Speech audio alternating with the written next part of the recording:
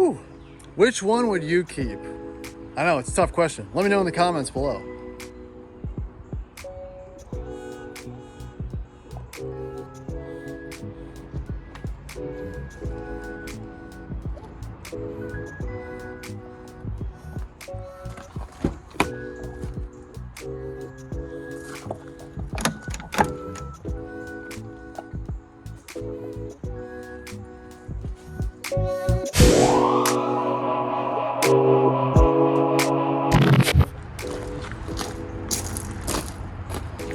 All right, howdy, welcome back to the Addicted Motors YouTube channel. If you can't tell behind me, I have a problem because I have two of the exact same disco. And no, don't get too far ahead of yourself. They're not exactly the same, but they're pretty darn close. So that leads me to the final conclusion that I think one of them might have to go. Not something that I want to do, and it's not clickbait. So one of these two trucks is I'm going to have to potentially list for sale because when you look at them, I can't keep both. So let's dive into the pluses and minuses as far as what the capabilities, the comfort level, the performance, and the usability of both these trucks, because believe it or not, they're actually pretty comparable.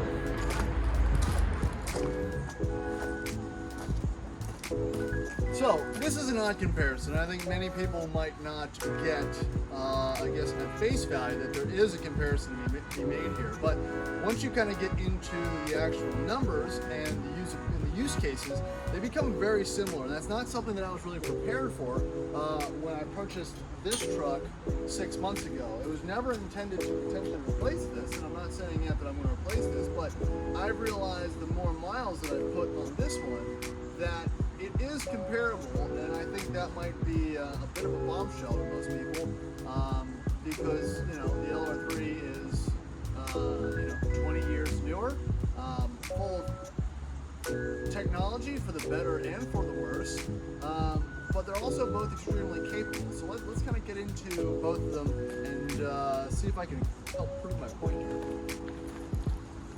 So first, let's talk comfort. LR3 is extremely comfortable.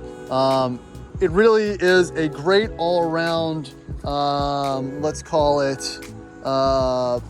Swiss Army knife of full-size SUVs. And it's kind of what drew me to it, in the sense that it does everything. It does all the Land Rover things. It also does all the grocery getter things. It also does all the family things, and it does all the off-road things fairly well. There are some compromises though. It is a bit heavy off-road. The air suspension is great, but it is air suspension, so there are potential faults. Not that I've had any on this truck. The D1, again, totally different format, but the same DNA. Seems to be very usable, and it just has a little bit more engagement, which is, what you could be looking for in a truck like this. So let's talk real world stats, okay? LR3. My primary use case, going back and forth into the cabin, hauling things, people, supplies, tools, weed whackers, chainsaws, all that kind of stuff. It's a 220 mile round trip. I get around 11 to 13, 14 miles per gallon, just depending on what climate it is. I've got the Cooper Destination SCT Pro, whatever, the SCT Max tires on there, so real chunky all-terrain tires, which I think work great, and it serves that purpose well. So it's not perfect for that. Again, it is bigger, it's not very quick, but it does things very comfortably. But I've realized after my last journey that this also does that pretty well also. Again, it doesn't like to go over 80, but I'm still getting 13, 14 miles per gallon. It's still fairly comfortable. It is enough space with the space expander, the top roof box, that I can put the things in it. It does have working heat and AC. This truck doesn't have heated seats, so neither of these two trucks have heated seats. And the more I'm thinking about it, the more I'm realizing that it is a duplicate use case or a duplicate application of the same vehicle. All right, so more numbers. 4.4 Jag V8, 300 horsepower, 6-speed automatic ZF transmission, 3.9 liter, less horsepower, much less horsepower, 5-speed R380 transmission, locking differential plus traction control. No traction control over here. Fog lights, Tonga green, some color green that I haven't memorized yet because it wasn't really relevant at the time. I've got a clicker that has locks and unlocks. The D1, I have a clicker that locks and unlocks. It doesn't do it perfectly, but it works. ARB bumper with winch mounts. That's neat. I do like that. Mud tires, mud flaps, no mud flaps. Jumping into the inside. Again, no heated seats, rubber mats. Cruise control goes in and out, so I can't really say this has cruise control all the time. We've got the Lucky 8 or Atlantic British, whatever ones, seat covers on here. They work great. Also, have the Lucky 8 seat covers and the mats, and they work great. Also have cup holders from a D2, which is also nice. So it also, you know, makes things a little more functional. All the windows work. The radio doesn't work, but I don't notice the radio anyway. The radio works in the D1. What else? I mean, this has slightly tinted windows, which is nice, you know, for Cindy and the baby. That helps. It also just has way more space, which is a good thing, especially because I have to carry a bunch of stuff around. I don't have these roof boxes on here because I think they look cool. I have them because I put long, weed whacker and cutting implements and a bunch of stuff that I can't really fit when I'm loaded down in the back of the LR3. Here, same thing. I can put that equipment up there, but very limited boot space in the back. All right, D1 advantages. I guess not having air suspension. I always think air suspension is good, so I'm not poo-pooing air suspension, but it is one less thing to kind of worry about.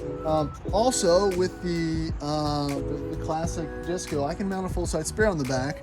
I can't do that here, which again, it's not that big of a deal, but I just had to change the tire on the L322 because Cindy blew it out on the cabin driveway. So it kind of got me thinking that I really should run full-size spares on a lot of these trucks. Yeah, and just for reference, here is the rear of the LR3. Again, massive amounts of space. I got a big tote full of supplies for the cabin and whatnot, a bunch of off-road kits.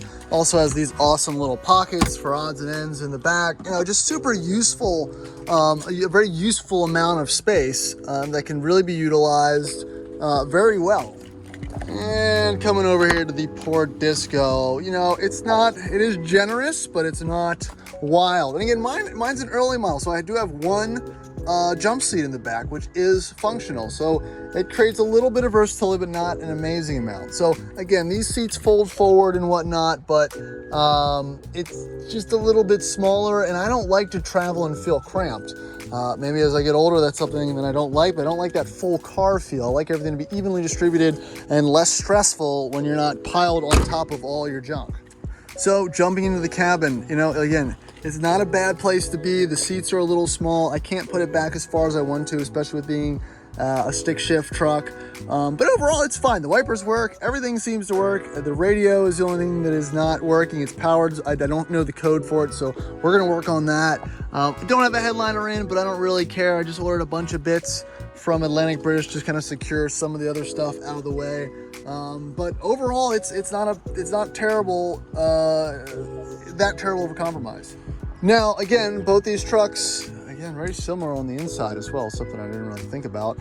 You've got the train response system, you've got the automatic center locking diff. This one's not equipped with the rear locking diff, but neither is the other one. So again, you do have the upside of traction control and traction management, so that adds a little bit of versatility.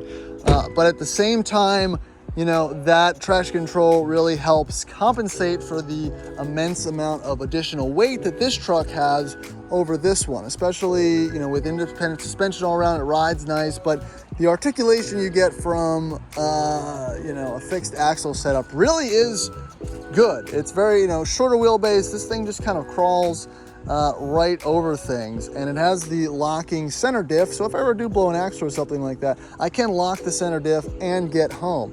it also looks awesome. I think, you know, and kind of going back to my roots in 4x4s, I remember watching the Camel Trophy videos on YouTube far preceding my purchase of the Land Cruiser. After doing some research, I then realized that the Land Cruiser was probably a better alternative for the ultimate off-roader, but that eventually got boring, so I ended up here. But again, this is a knockoff Camel Trophy-esque Disco. I know it's not yellow and it's not diesel, but I don't really care. It's got this, I put the snorkel on, it's got the air beetle, eventually have the winch, has the lights, has the mud tires, mud flaps, manual seats. You know, I wish I had a rack, but those are really expensive. So, I mean, it's really kind of coming around. I've done all the major maintenance that needs to be. So, I mean, they're both completely sorted trucks. Both have good tires, both ride nice, both are interesting, both go off-road, both are cool on-road. So we've reached this point.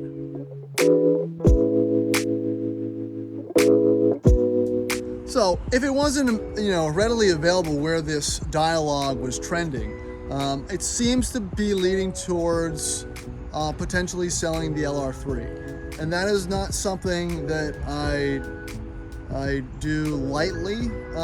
It is a rust-free Southern truck that has everything sorted on it, which to me is what you don't sell. You don't sell sorted vehicles to other people, you know, because you'll eventually purchase one very similar and dump that money right back into it, because I'll never get the money out of this that I put into it. And you don't sell sorted trucks, which again, same with the D1. I've spent double what I've purchased it for, but they're both rust-free. They're both Southern trucks. And they both have good frames and good bits and have inherent value due to that. So they're both trucks that I should keep, but it doesn't really make sense to have two of the exact, I mean, I want to, it'd be awesome, you know, throw the Rover Wood stickers on and have a fleet, but it's not a total cop out, because again, I bought that other L322 supercharged for a reason. And I think that if I do sell this, that those funds will go to some modifications. So potentially some Lucky 8 wheels, potentially some lifting rods and some other fun bits on it to maybe make that a little more off-road focused. So I wouldn't really be sacrificing all that much. The only thing I'd be really sacrificing would be, again, a rust-free body, because the L322, it's not perfect. It was a Northern truck. No large amount of rust or anything like that, but it's not as clean as the green, which again, don't sell green Land Rovers because they're the best color. So again, it wouldn't be a total forfeit, but I think it'd be a nice pivot. So that being said, unofficially but officially, I think I've decided that the LR3 is going to be listed for sale. So if you're interested in this truck, now again, everything's documented. Since the day I purchased it, it will be for sale. So please shoot me a message or email me if you're interested. Pricing will be in the $9,000 to $10,000 range, potentially. Less if you want the stock wheels and stock spare. But that's kind of where I'm at with it. Let me see if I can list it all. I probably can't. Again, Lucky 8, 18-inch steelies. We've got the nice Cooper STT Max tires. New brakes all around, front and rear air valves for the air suspension. We've got new lower control arms, new tie rod ends and bushings, all fluids, a bunch of recent cooling hoses and fittings and tees, new belts on the front. What else, man? Metal transmission pan, new MAF sensor. I mean, the list just goes on and on. With these trucks, you just end up replacing so many little bits, and it's just nickel and diming, but you know, it's what stuff like this needs to survive. And you know, I don't mind doing it because it's been a very reliable truck that's really never let me down. So that also means that the D1 is the prime candidate to drive 7 hours to Greek Peak, New York for the upcoming Anarch event. So that's scary. And actually, I already mentioned, I talked to Cindy. She prefers the D1 right now. So I have to continue to prep this to ensure that it'll be reliable and trouble-free enough to make it there. which is a long journey to make in what's basically a tractor. But actually, I take that back. It actually drives very nicely. You can see my video, I'll link it above, of the torture test and the road test that we did on the D1 this weekend. It actually is a great highway ride. The only thing I need to do is add the front sway bar back on to add it for a little bit more stability. But, you know, they're both great trucks. I wish it didn't have to come down to this, but that's kind of where things are at, especially with my truck going in to finally get the motor replaced. I just don't have any spare cash for these unplanned repairs, which I have a fleet of unreliable cars, so that's kind of a must. So, believe it or not, these two vehicles are quite comparable. It just depends on the type of purchase you are and what your use case is for, you know, long, short-term ownership. But we'll see. I'm not 100% decided, but if you're interested, shoot me a message. If you like the video, please like, subscribe. Check out all the videos on this truck. I've documented since the day I bought it. You can check out all the videos on this truck, also documented since the day I bought it. And so you can see the story and where and how they came to be where they are right now, because they're both fairly sorted at the moment. But that's all I have for today. Please like, subscribe, do all that fun YouTube stuff, and we'll see you in the next video.